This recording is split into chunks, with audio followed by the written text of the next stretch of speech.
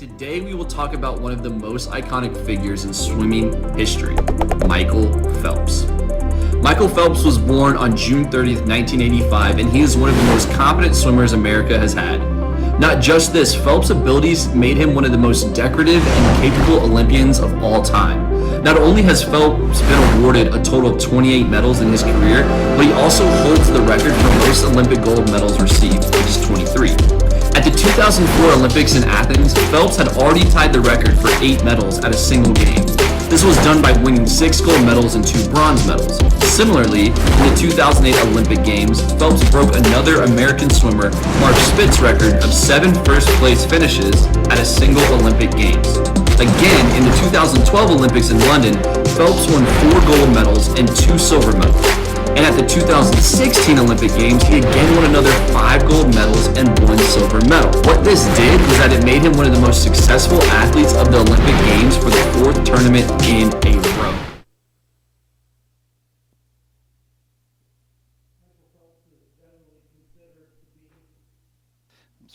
Michael Phelps is generally considered to be the greatest Olympic athlete of all time by many people.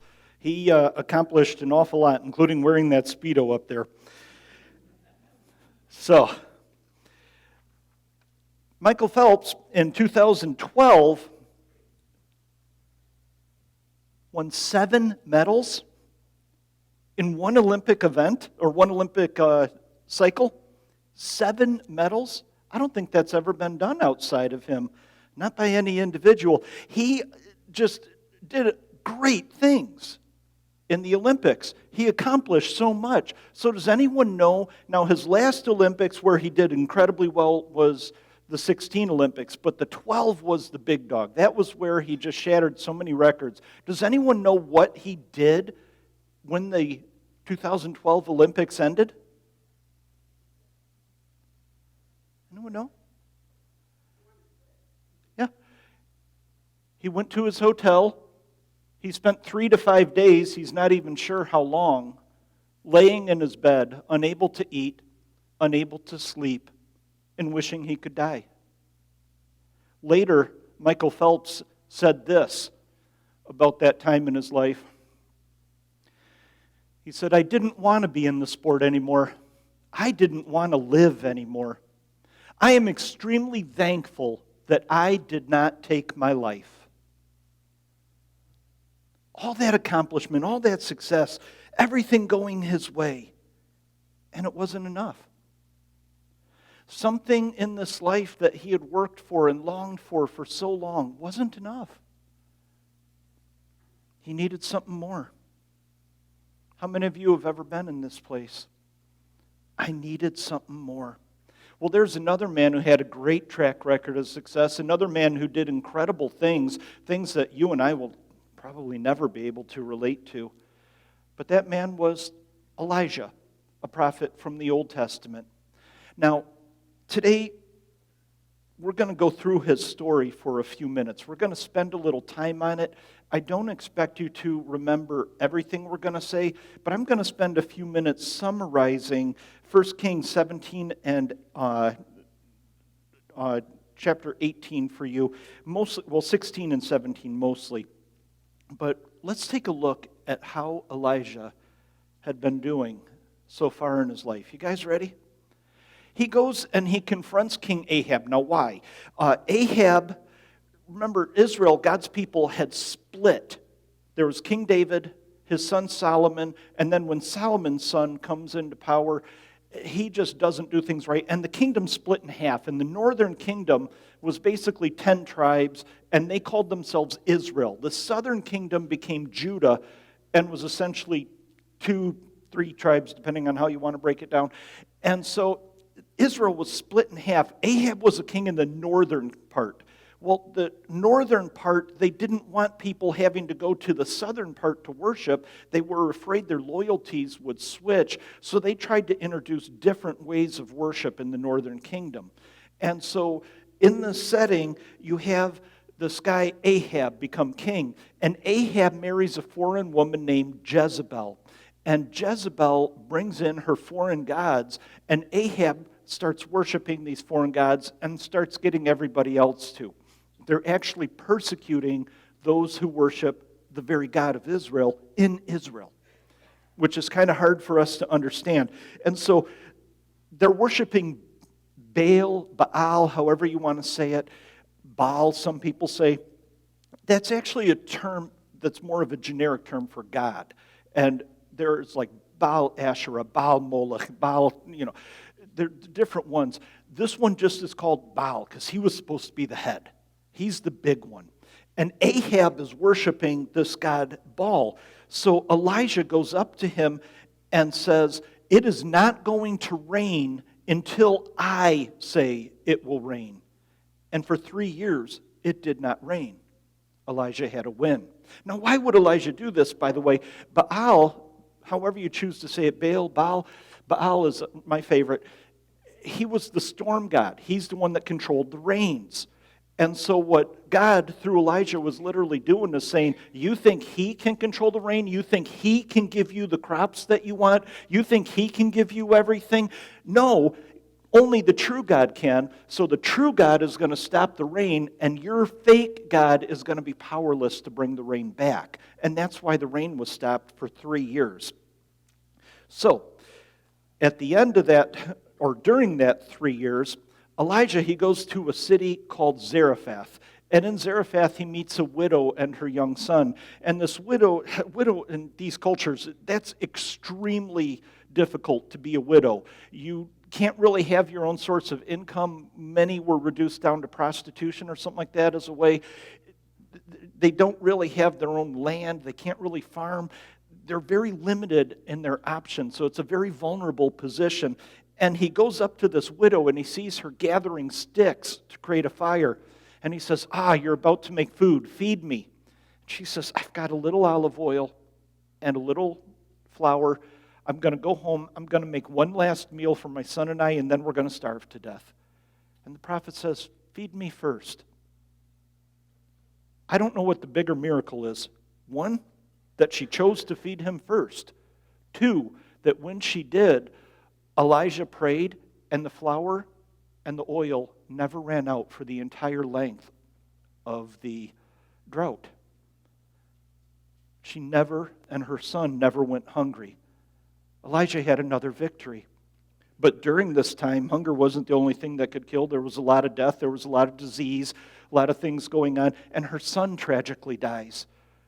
And she looks, she says, What are you doing? Did you come here to make me look like a sinner? Did you come here to kill my son? So Elijah takes the boy and he lays him down on his own bed upstairs, and he looks out the window and he begins to pray to God, and the child comes back to life after having their food provided. Now life itself is provided. I don't know about you guys. I don't see a whole lot of people rising from the dead. They didn't back then either. This wasn't an everyday thing to them. Elijah has this huge success. So Elijah now is going to go to his biggest success yet. He confronts King Ahab after 3 years, and he says, you know what? I want a contest with you. I want you to gather all your prophets, all your priests, all your people who are worshiping your little Baal god, and I want to challenge you guys. And here's what we're going to do. Each side's going to build an altar. And they build their stone altars, and they cut wood, and they put the wood on top, and then they each kill a bull, and they put the bull on the top, but they're not allowed to start the fire. And Elijah says, okay, let the real God start the fire. You go first. I'll give you a first shot at it. And so the prophets of Baal begin to pray to him. They begin to cry out to him, oh, send the rain, or send the fire, start this fire, show that you are truly God, show that you are great. And nothing happens. So they begin to go more and more, and they begin to do something that's very foreign to us. They begin to cut themselves, and we look at that, we go, why? The worship of Baal was a fertility religion. And in fertility religions, you demonstrate to the gods what you want them to do. So if you want your crops to prosper, if you want children, you would have temple prostitution and things like that in order to show the God what you want to do. Kind of an interesting thing when you think about it. So if you're trying to convince Israelites to worship Baal, hey, you see that good-looking young lady over there? You go get to sleep with her and have a feast. They think, oh, that sounds good. What happens if I worship God? Circumcision. For some reason, the worship of Baal became very tempting to these people. Go figure. And so, more and more, this is becoming part of things, but they would begin to demonstrate. They want Baal to throw his power down onto the earth, and power is in the blood, it's in the life. So they spill their blood to demonstrate to their God, we want you to pour out your power. We want you to pour out your ability and start this fire. And Elijah just sits back and watches and thinks, no. So Elijah starts mocking them a little bit. And I alluded to this last week. It really gets kind of crude. Elijah starts to say, I'm sure he's a very busy God. Maybe he's traveling right now. Maybe he's on a business trip. No. You know what? Maybe he is sleeping. Maybe he worked so hard that he needed to rest a little. Maybe that's why he's not bringing you rain. Maybe that's why he's not sending the fire. And then he starts to take it a step further. He says, maybe he grabbed his copy of the Canaan Times and went off into the restroom. Maybe he's straining a little hard, if you know what I mean. This is literally what the Hebrew says. And Elijah is just mocking them. And they're getting frustrated, and they're getting angry, and they're doing everything until hours go by, and they're in a state of exhaustion, and many of them have cut themselves. They're bruised, they're bleeding, they're tired, and nothing has happened. So Elijah says, okay, you guys give up? Yeah? Okay, my turn. So Elijah goes over there, and he does something that's a little odd. He takes 4 large jars, and he has people go and get water. Such a precious commodity at this point. Fill the water jars and pour it on the altar. And he does that 3 times. Why? 3 times 4 is 12. 12 is the number of God's people. It's almost like Elijah is saying, just put your people on this altar, God. They are the ones who need to see what's really happening. They are the ones who need to understand who you are. God, I am laying your people on this altar, and I'm also making the sacrifice so wet, so soggy, that no fire can start of its own. God, if this fire happens, it's because you called it. It's because you commanded it. Show yourself. And then Elijah, after all their hours of praying and doing all this, Elijah just bows his head. And he says this simple prayer, 2 or 3 lines, and all of a sudden, fire rains down from heaven. And the animals consumed, the wood is consumed, the rocks are breaking, the water is consumed. And everything disappears. And the people watch this, and they're so awestruck, and they're so just blown away by it, because this was no more common then than it is to us. And so they are just utterly shocked by what they have just seen. So they gather up the prophets of Baal and Asherah, 450 of them, and they slaughter them. The people look like they are ready to turn away from the worship of Baal and turn towards God. And Elijah's getting excited. So Elijah, he begins to pray, and he says, God, now's the time. Send the rain.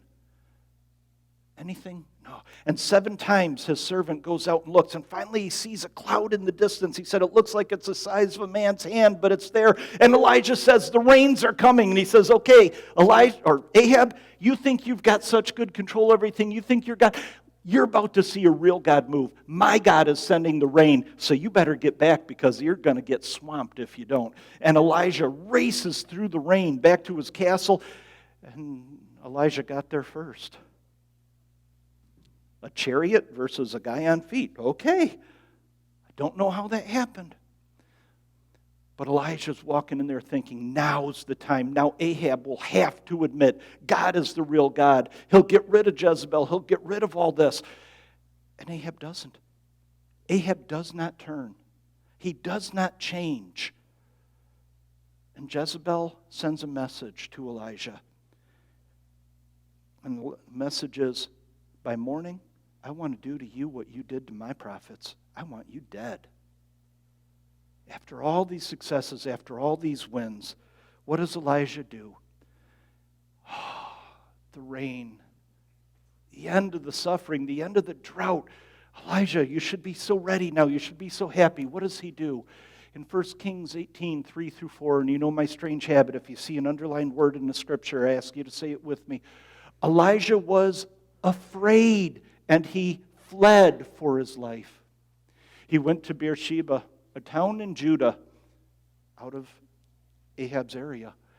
And he left his servant there. Then he went on alone into the wilderness, traveling all day. He sat down under a solitary broom tree and prayed that he might die. Now, I have not had time to research this, but a lot of times when you see under or below in Old Testament writing, it means going away from God. It means hiding from God, separating yourself from God. And I'm not 100% sure, but I think that might be why it says he went under the broom tree. He's hiding from God. He's saying, God, I did everything. I had all these great successes, and God, you haven't fixed it. And I'm angry with you. I wish you would just kill me. I have had enough, Lord, he said. Take my life, for I am no better than my ancestors, and they've already died. God, I'm done. I'm tired. And like Michael Phelps, after all his success, Elijah crashed. A lot went into his depression. A lot went into his suffering. And today, we're starting our series, Under the Broom Tree. Today's an introduction. I'm not going to get as much into the hope today that will in the next couple weeks. And today's going to be a lot of psychology, a little less Jesus than you guys are used to from me. Today's not going to be very humorous because it's such a heavy topic. You guys know I like to have a lot of jokes, a lot of laughter. There won't be today. It's just too heavy of a topic. But we want to look a little bit today at what caused Elijah's depression and what things can cause depression in our lives. First thing you have to understand is depression is rarely experienced on only one level in life. Depression isn't going to affect your work and not your home life. It isn't going to affect one aspect of you without the others.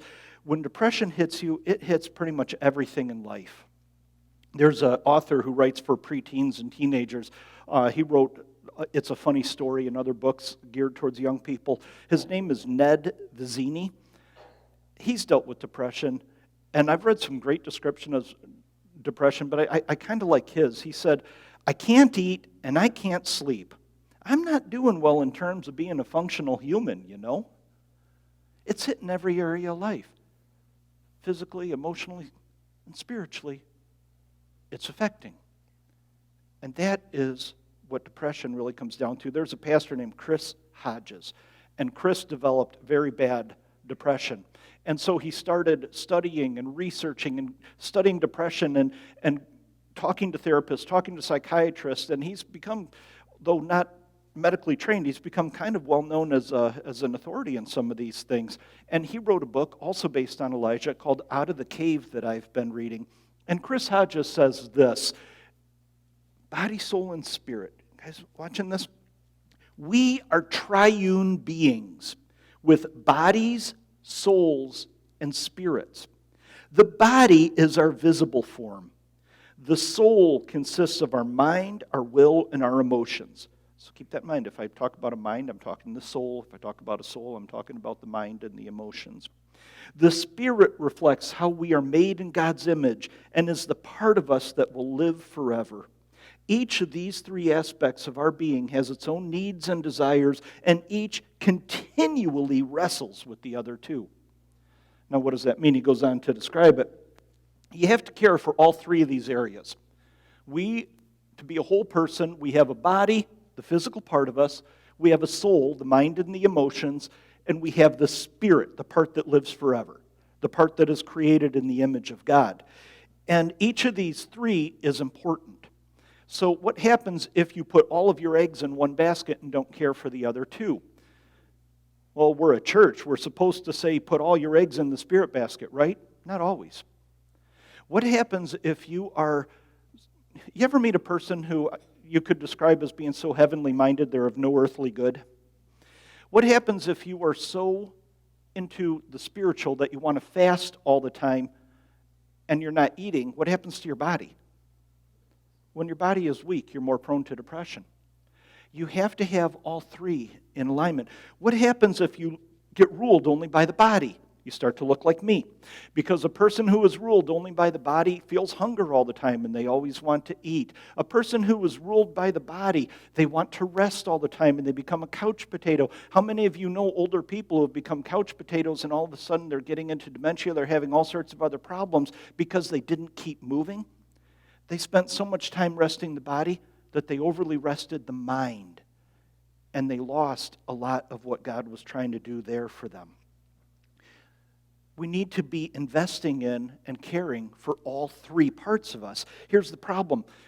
In our current society, when you deal with depression, most doctors are only going to treat either the physical or the soul, the mind and the emotions. Some will treat both. Very few will treat the spirit. And I am convinced unless you take care of all three, it is much more difficult to heal. Now, if you're only treating the body and the thing comes from the body, yeah, it can happen. You can heal that way. But I think you'll have much greater chance of success if you care for all three areas. Here's the other thing. Every area is important. And are we aware of every area? Are we conscious of it? Are we thinking in our own lives, how am I caring for each of these three areas? Do we ever ask ourselves, how am I caring for my body? How am I caring for my soul? How am I caring for my spirit? And we have to be aware of these things. Elijah, he didn't care for himself on any of these three very well. Elijah, he was exhausted and a mess on every one of these areas. So it comes time for his body. 3 years of famine. He's probably not eating well. He had just traveled all day and all night. He's not sleeping well. He's exhausted. His body is a wreck. What about his soul, his mind? Here's the thing, that is not functioning quite well. And you can tell because he's a prophet. As a prophet, where's the first place he's going to go to? Is to God. But he didn't. He ran from the fear, but also from God. He didn't run to him, which is what you would expect a prophet to do. And I am convinced, so a long time ago I had to do some training in a different area. It wasn't a spiritual thing. It was a much more worldly sort of thing that I had to do some certification in and things. And one of the things that we talk about in that is your brain has two pathways. The high road, where you consciously think, and the low road, where you just react. And you get that fight, flight, or freeze reaction. Fear often will cause an adrenaline surge, which causes you to operate more from the hypothalamus and all this, and you go on the low road. You're not thinking. I think that's what was happening to Elijah, because he's not processing his situation. He's just running. And I don't think his soul, his mind, his heart, his emotions were in the place where they needed to be. His spirit, as those two got weak, he's running from God and he's doubting his power. And we're not going to get to it today, next week, I hope to. But he ends up having a sit down with God. And his doubt and his anger at God shows up so well in it. And in the middle of all this, God shows up and he meets Elijah right in the middle, right under the broom tree. God is showing up to care for him. And God, you will see in future weeks, will care for his mind, soul, and body. Second thing, our thought patterns can worsen our depression. This is a difficult one to understand. Because we have all three, because we're made up of all three, one can affect the others. So if we're off in one, the others will soon start to suffer as well. There's a guy named Tim LaHaye. He wrote a book that I read many years ago, and I've just been rereading recently. I just finished it again. I don't agree with everything he says. Now, some of you will know the name Tim LaHaye. He's a pastor. He's also a trained psychiatrist, or psychologist, not psychiatrist. And he is a counselor. He's licensed, certified. He has years of counseling experience, and he's a pastor. And Tim LaHaye wrote a book called How to Win Over Depression. And he's very big on this. And I don't agree with everything in this quote. I'm going to read you guys a quote that goes farther than I'd be willing to go. But I found it thought-provoking. What do you think of this? He says, unless individuals are willing to face the fact that their mental attitude towards the circumstances not the circumstances, causes their unhappiness and depression, they are, in my opinion, incurable. I don't agree with him on that. But it is a thought-provoking thing to think about. Just how much is there a relation between those two? How much is my struggle because of my thought patterns?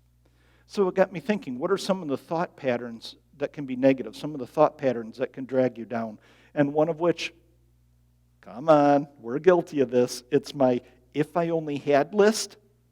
How many of you have an if I only had list going on in your head? If I only had a spouse. If I only had that spouse. If I only had more money. If I only had a nicer house. If I only had a nicer car. If only I had, then I would be happy. How many of us have an if only I had list? I do. How many of us have gotten something on our if only I had list and we're like, yeah, and we truly are happy for about 3 days. And then we replace it with something else. Any one of you done that? Come on. If we're honest, we have. Elijah had an if only I had list. If only I had gotten to witness Ahab repent. If only I saw the king turn and the queen admit that her God is wrong, then everything would be okay and I would be happy. But it doesn't happen. So what happens when you don't get something on your if only I had list? A lot of people will start to do what's called ruminate. And in ruminations, you have a thought pattern, and it becomes cyclical, and you think about it over and over again, and every time it goes through, it seems to get worse and worse to where you're more and more just bringing yourself down. You can truly drive yourself into depression with these ruminations because you're so focused on what I don't have that you miss sight of the things that God is doing in your life and giving you. It's a wrong thought pattern that is understandable, it's human, but it can worsen or even sometimes create depression. What's another wrong thought pattern? Oh, we'll see this more next week, but Elijah big time felt like he's alone. I'm the only one. I'm just sitting here with the whole world going by and nobody else cares. Nobody else is following you, God. Nobody else is listening to you. I'm the last one. And it's kind of ironic because he says this in a conversation with God. God is talking to him. And he says, well, I'm the only one who cares. Do you realize who you're talking to, buddy? Do you realize that God is with you right in that moment and you can't see it? I'm the only one. You're not. You never are. As long as you know God, you've got somebody in your corner. You've got somebody who is here to go through this with you. But you know what? Sometimes we need that Jesus with skin on. Sometimes we need somebody we can hold, we can touch, we can hug. He's going to put those people around you too because he cares. He's not going to leave you alone in the middle of everything you're going through. So earlier today, I asked you guys, let's see if you do better this time. We try to do 4 things around here. We try to worship, connect, serve, and grow. This is why I don't ask you to do these things because it makes me look good. I ask you to do these things because I know they work. And I know they will bless you as you lean into them. If you connect, if you develop relationships in the church, I guarantee when life gets hard, when things get difficult, when you just want to quit up and you don't want to try anymore, you don't want to live anymore, there's going to be somebody in this church around you to walk through you with it because you're connected. You should never be alone. That's not God's plan for you. That's not what God wants for you. Those relationships, they take time to build, they take energy to build, they take work to build, but they're so worth building because God never wants you alone when you're hurting. So Michael Phelps suffered from depression. Michael Phelps tried to self-medicate. And to my shame, I'm the one who's always saying we shouldn't point fingers and judge too quick. I pointed fingers and I judged too quick. Pictures of him surface with a bong, pictures of him surface with marijuana parties and things like that. And I'm like, Such a chance to be a role model. You're throwing it all away. And then I start to hear his side of the story where he was self-medicating because of the pain. What happened? He looked at himself. He said, this isn't working. He checked himself into therapy. He got help from other people. And you know what he's doing today? He's helping others. A real success story. And I am more impressed by his success, what he has done here, than I am by all his Olympic medals. He's doing the right thing because he refused to stay under the broom tree. And that's what God wants for us. And in the next couple weeks, we're going to talk about how to do that. Elijah, he's going to come out from that broom tree. He's never going to be fully who he once was. He's not going to see the huge successes anymore, but he's going to see some. We're going to talk in the next couple weeks about how to do that. But as a starting thing, I'm going to ask the worship team to come up. I'm going to say the best starting place to get into all this, the best starting place to begin our healing, to begin really grasping what God wants to do, how we're not alone, how things are happening, is to turn our eyes upon Jesus. So we have beautiful hymns that have hundreds of years of history in our church. This one's a little newer than some of them. But we're going to sing the wonderful hymn, Turn Your Eyes Upon Jesus. And as we do, I ask that you will, if you want to stay seated, stay seated. If you want to stand, stand. But what I care about is that you will focus and listen to the words and let them speak to you. And realize that I'm not alone. There is a way forward.